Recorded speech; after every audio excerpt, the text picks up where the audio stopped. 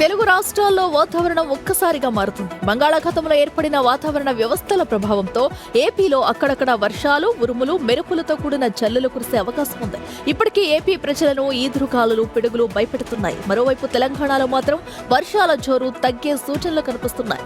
హైదరాబాద్లోనూ మబ్బులు, చిరుజల్లు, ఎండ ఇలా వెదర్ కంటిన్యూ అవుతుంది.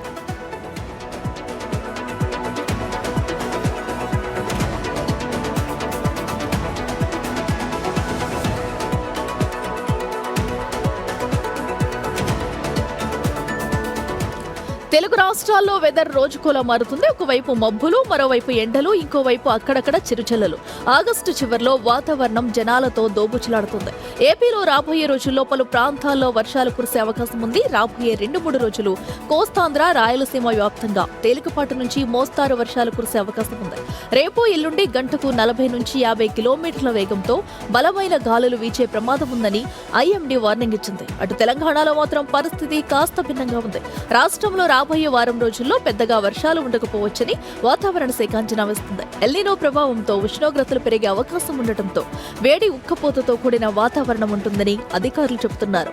సెప్టెంబర్ మొదటి వారం నుంచి 15 రోజుల వరకు వర్షపాతం లోటు ఏర్పడే సూచనలు కనిపిస్తున్నాయి. కేవలం ఉత్తర, తూర్పు తెలంగాణలోనే తేలికపాటి జల్లులు పడే అవకాశం ఉంది. హైదరాబాద్ లో అయితే ఉదయం మబ్బులు, మధ్యలో చిరుజల్లులు, ఆ తర్వాత ఒక్కసారిగా ఎండ. ఇలా వాతావరణం గంటకో రకంగా మారుతుంది. నగరంలో ఆగస్టులో ఇప్పటి వరకు పెద్ద వర్షపు స్పెల్ కనిపించలేదు.